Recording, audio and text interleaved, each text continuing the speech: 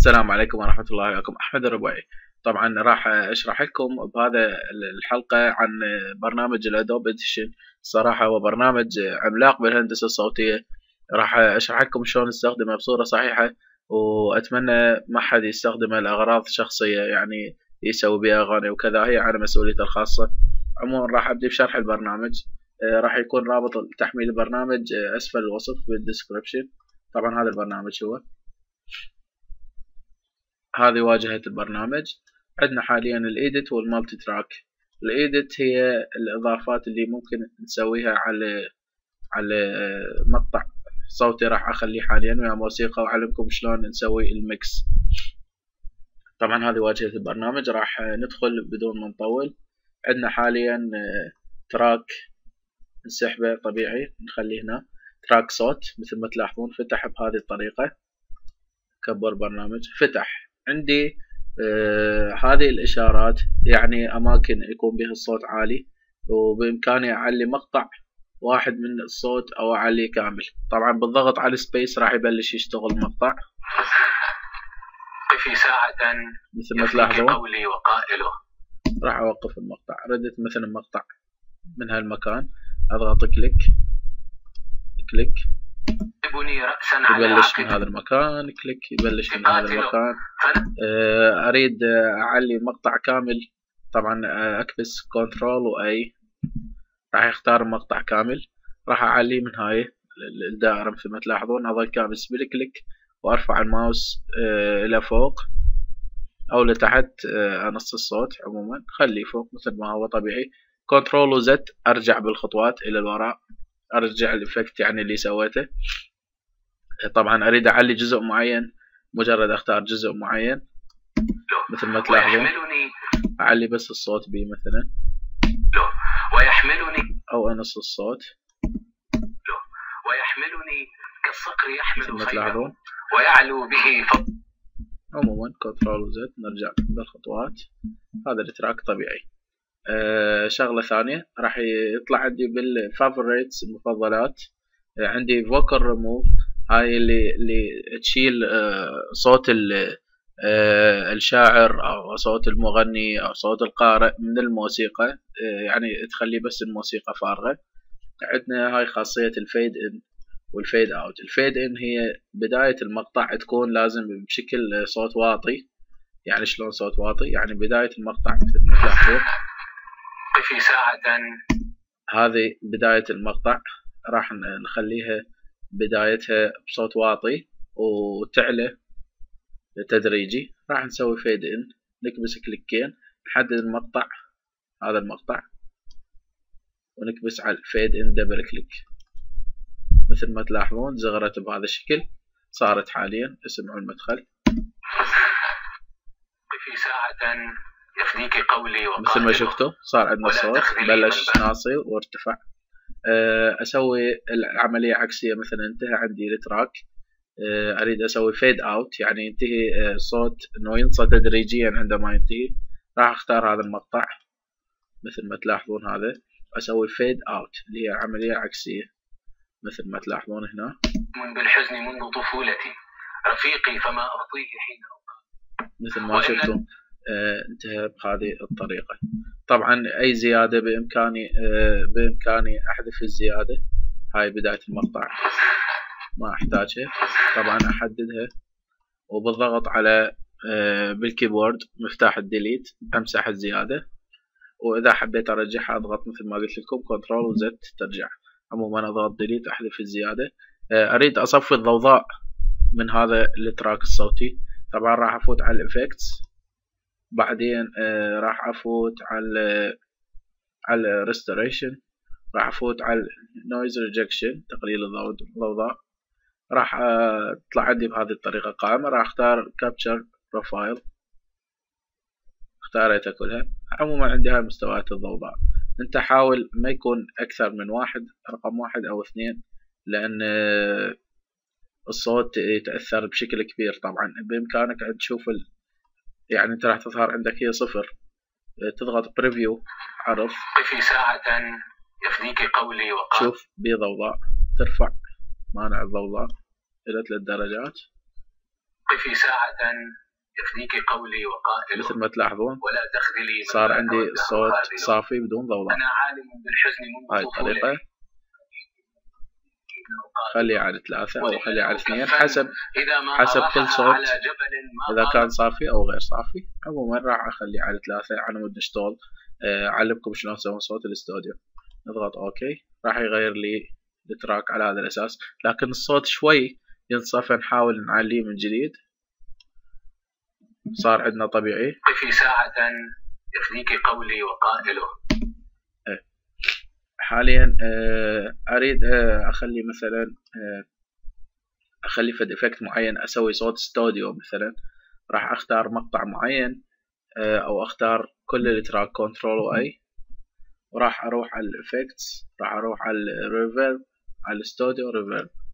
طبعا عندي من الاستوديو ريفيرب راح أختار من القائمة فوكال ريفيرب، بس أختار ميديوم أو لارج. طبعا اللارج راح يكون بها صدى بس احترافي، أو الميديوم يكون صدى خفيف بس احترافي، يعني وسط ميديوم مثل ما تلاحظون. بريفيو طبعا الحلو بالبرنامج كل إفكت تختاره ببريفيو أو بلاي مثل ما تلاحظون، يعني قبل ما تطبق الخيار بإمكانك أن تشوف الإفكت.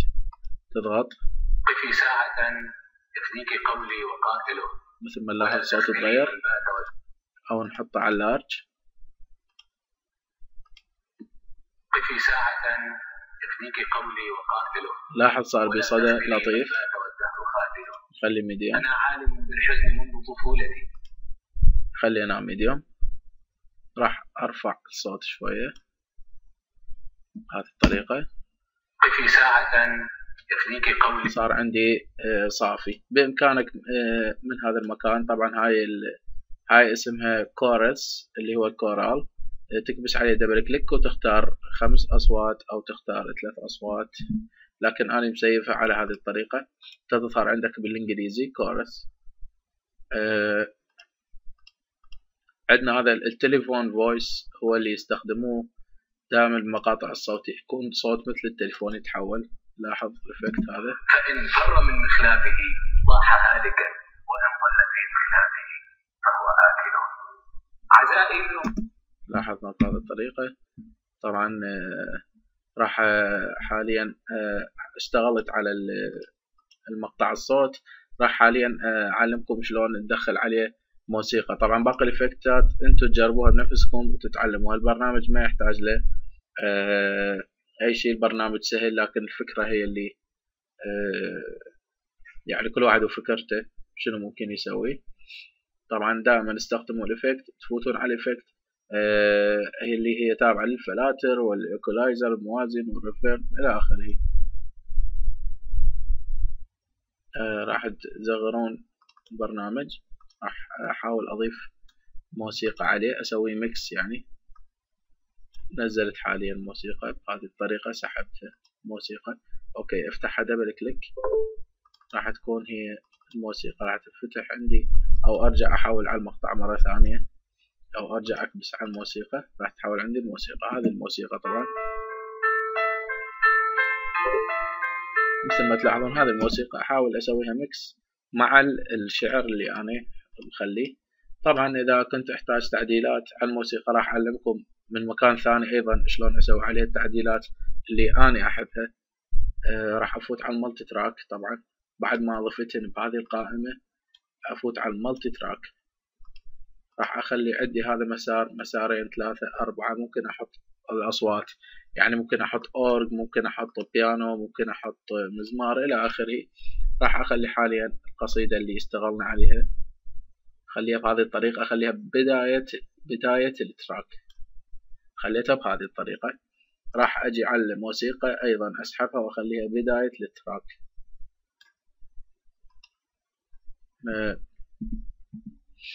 طبعا بداية هذا حاليا أريد عندكم هذه الأدوات. هذه هي تحريك التراك بالضغط بالكليك اليمينية، وأسحب بهذه الطريقة. أظل كابس على الكليك اليمينية. شوي راح تعانون باستخدام هذه الأداة بالبداية، لكن راح تتعودون. وحتى تكون تحريككم أكثر احترافية اعملوا زوم بالسكرول اللي بالماوس تعملون، أو تكبسون علامة الزائد بالكيبورد مثل ما تلاحظون حتى يكون أكثر تناسقا يعني. بهذه الطريقة راح أخلي الصوت يبلش مع الموسيقى. قفي ساعة يفنيك قولي وقاتله. حاليا راح أسحب التراك مثل ما قلت لكم، نكبس على هاي الإشارة، كليك يمينية وليس يسار، يمينية، أظل كابس عليها وأسحب التراك إلى هذا المكان. مثلا حاليا راح أدوس حرف الإس حتى أحول على هذه الأداة، أكبس وحدة وأكبس كليك. حاليا راح أخليه يبلش من هذا المكان. قفي ساعة يفنيك قولي وقاتله ولا تخذلي. حاليا صوت الموسيقى أعلى من صوت المسار، صوت الموسيقى أعلى من صوت الشعر. راح أحاول أنص صوت الموسيقى اللي هو تراك 2. راح أجي على هذه العلامة، أظل كابس كليك طبيعية وأنزل الماوس لتحت حتى صوت الموسيقى يكون أقل من صوت الشعر. بإمكاني أيضا أنزله هو يشتغل يعني مباشر. مثل ما تلاحظون أنزل صوت الموسيقى. أنا عالم بالحزن منذ طفولتي، رفيقي فما أخطيه حين أقابله. حبيت تسوي تأثير على القصيدة أو تقطع مقطع مثلا. حاليا يعني عندك مقطع ما تريد ينذكر بالقصيدة، تحدده بهذه الطريقة بالكليك طبيعية اليسار، تحدده بهذه الطريقة طبعا بعد اختيارك هذه الأداة، أو تضغط حرف الإس راح تطلع لك هذه الطريقة. تضغط الديليت مثل ما اتفقنا، راح يصير عندك فراغ حاليا. هذا الفراغ لا تاكل همه، يعني لما أشغل أنا حاليا أشغل من هذا المكان راح أظل تستمر الموسيقى، لكن التراك يعني ينقطع وراح يرجع يكمل مرة ثانية.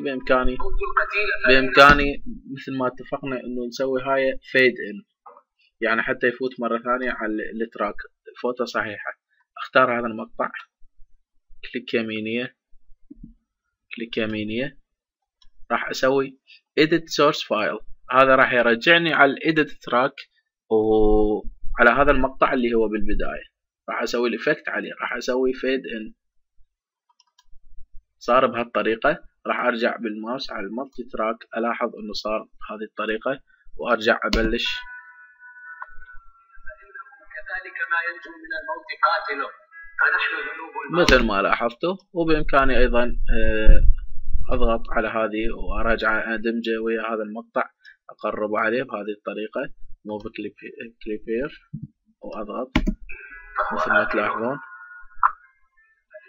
كذلك ما ينجو من الموت قاتله فنحن ذنوب الموت. بهذه الطريقة بإمكانكم عمل الميكس طبعا بشكل صحيح. وبإمكانكم أيضا يعني بعد ما تخلصون هذا العمل اللي سويتوه شلون أسيف العمل اللي اشتغلته. طبعا أروح على الفايل، طبعا أريد أسيفه بصورة صحيحة. أروح على الفايل، بعدين أروح على الإكسبورت أوديو ميكس داون، وراها أختار المكان ديسكتوب أنا خاله MP3، أو تختارون دقة ويف أعلى، لكن MP3 يعني دقات أخف للاستماع بشكل. طبعا تفوت على Options، تختار دقة MP3 128 كيلو بت، بالثانية خليها انت 320، ونضغط OK. هذا مثل ما تلاحظون اسمه Untitled Mix Down. راح أخليه بالنيو فولدر اللي حاليا دا أستخدم منه الموسيقى، راح أسميه رقم 1 مثلا. أضغط سيف. أنت حاليا بعد ما خلصت عمل لا تخرج من البرنامج، اسمع على MP3 وبعدين ممكن انه تجري تغييرات قبل ما تسد البرنامج. لاحظ انه خلص عندي حاليا. راح افوت على الادوب مثل ما تلاحظون، هذا رقم 1. صار عندي كامل موسيقى مع صوت الشعر. له كفا إذا ما أراحها على جبل ما قام بالكف كاهله، يقلبني رأسا على عقب بها كما أمسكت. هذه الطريقة عندنا. ومثل ما قلت لكم بإمكانكم أن تتحكمون بالمسار، تحددون جزء معين. طبعا هذا الشيء جدا مهم، تحددون جزء معين اللي تبدون تعملون عليه. أي جزء تختاروا بهذه الطريقة بالتراك الصوتي، كليك يمينية edit source file. مثلا هذا جزء صوته عالي أعلى من الموسيقى، أرجع على الموسيقى، بإمكاني أعلي الموسيقى أو أوطي صوت الموسيقى بهذه الطريقة. كليك يمينية edit source file، بإمكاني أنا أمسحها، وبإمكاني أنا أعلي هذا الجزء، أعلي الصوت للموسيقى مثل ما تلاحظون على الصوت ونص الصوت بهذه الطريقة. وإن شاء الله بالدروس القادمة راح أشرح لكم أكثر. أي استفسار أنا حاضر، أخوكم أحمد الربيعي، شكرا لكم.